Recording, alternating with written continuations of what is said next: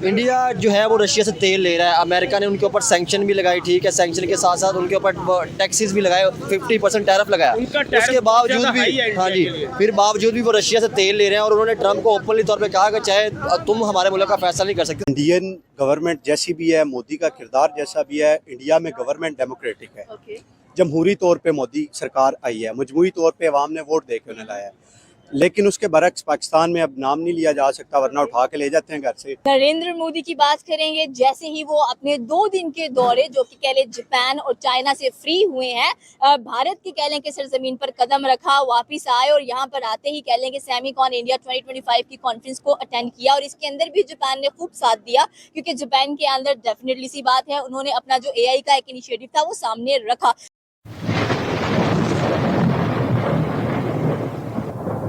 नमस्कार दोस्तों, क्या हाल है। होप करता हूँ कि आप ठीक होंगे और स्वागत करता हूँ आपका हिंदुस्तान डॉट में। दोस्तों, आप तो जानते ही होंगे, काफी दिनों से अमेरिकन प्रेसिडेंट इंडिया के सामने बहुत ही उछल रहे थे और इंडिया को खुली धमकी दे रहे थे कि अगर इंडिया रशिया और चाइना के साथ ट्रेड करेंगे तो अमेरिका टैरिफ लगाएंगे।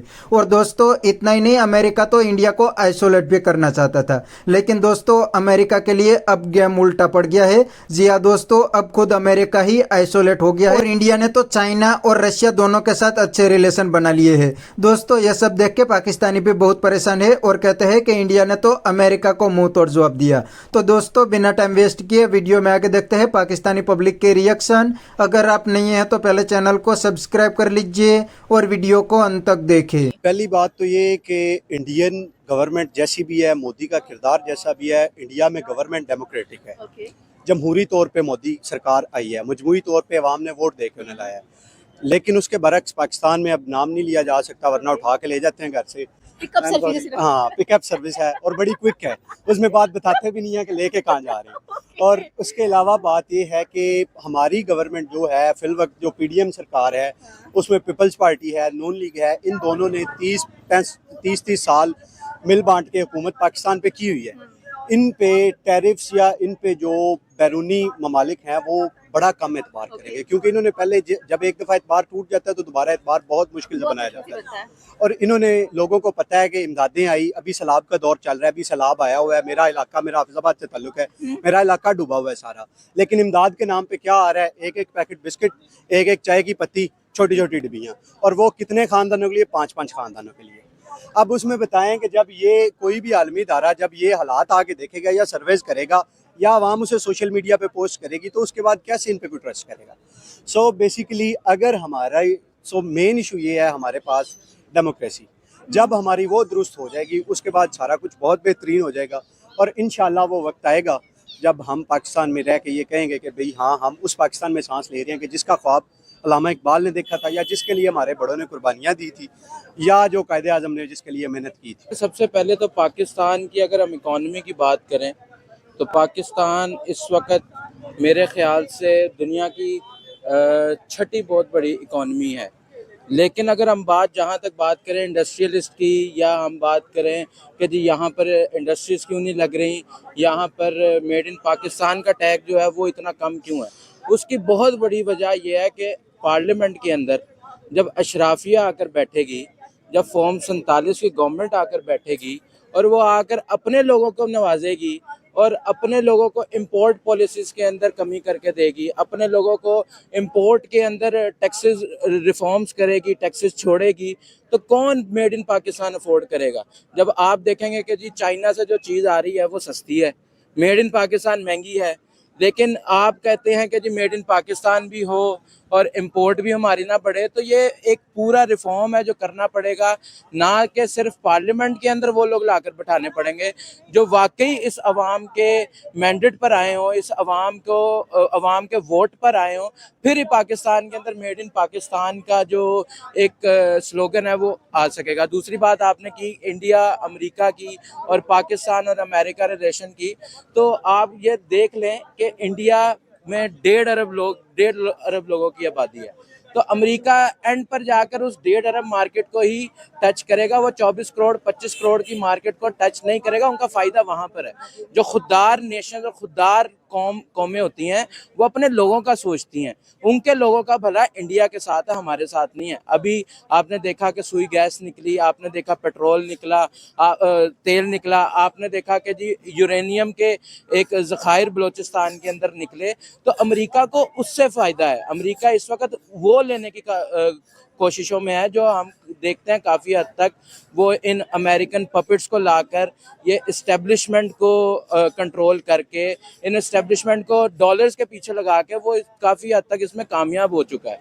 लेकिन अगर जहाँ तक हम इंडिया और पाकिस्तान की बात करें तो ये एक पीसफुल एनवायरनमेंट के अंदर, पीसफुल नेबर्स के लिए हमें एक दूसरे के साथ बिल्कुल साथ बैठना चाहिए, ना कि सिर्फ साथ बैठना चाहिए बल्कि अपनी तजारत को भी इनके साथ खोलना चाहिए। ये जो पॉलिटिकल बहसें हैं या पॉलिटिकल जो एक क्लैश है हमारा और उनका, तो ये इसको ख़त्म करना चाहिए और आवाम का सोचना चाहिए जो सारी दुनिया आवाम के लिए सोचती है। लेकिन फिर बात वही है, जब ये सारे आई अपने मुफाद के लिए हैं, ये सारे आई फॉर्म 47 के ऊपर हुए हैं, ये आई सिर्फ अपने आप को नवाजने और अपने आप को चीज़ें बख्शने के लिए आए हैं, तो ये अवाम का कहाँ सोचेंगे, अवाम का भला कहाँ सोचेंगे। देखिए, सबसे पहले मैं स्टार्ट करूंगा फॉरेन पॉलिसी से। आज से तकरीबन 3-4 माह पीछे चले जाएं तो लोग कह रहे थे कि इंडिया फॉरेन पॉलिसी जो है ना वो बड़ी खराब कर रहा है। जयशंकर जो है ना उससे अपनी फॉरेन पॉलिसी सही हो रही है, वो एक फॉरेन मिनिस्टर उसे हटाना चाहिए। लेकिन उसके बाद आप चेक करें जिस तरीके से इनके रशिया के साथ रिलेशन हुए, उसके बाद उन्होंने पता नहीं कितने शायद 60 मिलियन टन कुछ इस तरह से डील की।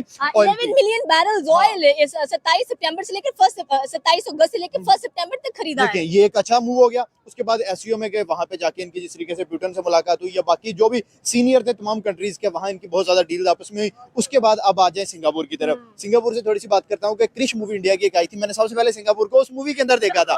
ठीक है, वो बचपन में हमने बड़ी मूवी देखी है। उसके बाद आप देखेंगे अब सिंगापुर के साथ इनके जो रिलेशंस बेहतर हो रहे हैं, इंडिया सेमीकंडक्टर जो चिप्स हैं उसमें आगे जा रहा है। तो भाई पिछले तकरीबन 3 से 4 माह के अंदर जब टैरिफ लगाया ट्रम्प ने कहा कि मैं इनको झुका लूंगा, तब इंडिया के चाइना के साथ भी रिलेशंस बेटर हुए। इन दोनों की आपस में जंग थी, वो एक साइड पे थी। लेकिन छोड़े मलेशिया के साथ, मलेशिया ने इतना ट्रोल किया इंडिया को, लेकिन स्टिल मलेशिया खड़ा है इंडिया के साथ। देखें, जो भी कंट्री इंडिया को ट्रोल करता है फिर वो बाद में इंडिया के आगे झुकता भी है। ये चीज हमने देखी है, हमने देखा है। सबसे पहले नेपाल को भी देखा है, ठीक है। उसके बाद हमने डिफरेंट कंट्रीज को देखा है, वो पहले आंखें दिखाते, बांग्लादेश को भी देखा है, वो बिजली भी ले रहे हैं, वो आंखें भी दिखा रहे हैं। तो बात आती है आज की जो स्पेशली आपने जो पॉइंट उठाया था वो था सिंगापुर के जो प्रेसिडेंट के साथ इनकी मीटिंग हुई है।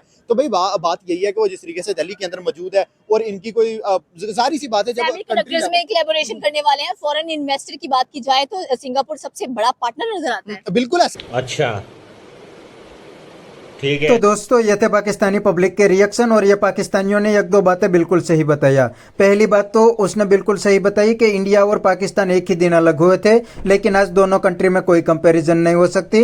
इंडिया हर सेक्टर में पाकिस्तान से बहुत आगे निकल गया है और आज तो इंडिया की इकोनॉमी दुनिया की 4th लार्जेस्ट इकोनॉमी बन गई है और दुनिया की फास्टेस्ट ग्रोइंग इकोनॉमी भी है। और दूसरी साइड पाकिस्तान की इकोनॉमी तो IMF और दूसरी कंट्री की लोन पे ही चलती है। अब तो पाकिस्तान की इकोनॉमी लोन के बिना चल भी नहीं सकती। और इसका रीजन भी पाकिस्तानी ने बिल्कुल सही बताया कि इंडिया में पहले दिन से डेमोक्रेसी है, इंडिया के सभी डिसीजन इंडियन गवर्नमेंट ही लेती है। और दूसरी साइड पाकिस्तान में सिर्फ कहने के लिए डेमोक्रेसी है, ये पाकिस्तानी पॉलिटिशियन तो सिर्फ दिखावे के लिए है। और दोस्तों दूसरी सबसे बड़ी बात, इंडियन पॉलिटिशियन इंडियन पब्लिक के लिए काम करते हैं, खुद के लिए बहुत ही कम पॉलिटिशियन काम करते हैं। और दूसरी साइड पाकिस्तान में सभी पॉलिटिशियन अपने लिए काम करते हैं, पाकिस्तानी पब्लिक के लिए कोई काम करते नहीं है। इसीलिए तो पाकिस्तान का आज ये हाल हो गया है। तो बस दोस्तों आज के वीडियो में इतना ही। ये थे पाकिस्तानी पब्लिक के रिएक्शन। अगर आपको ये वीडियो पसंद आया तो वीडियो को लाइक शेयर कर दीजिए और चैनल को सब्सक्राइब करना मत भूलिए। थैंक यू, मिलते हैं नेक्स्ट वीडियो में।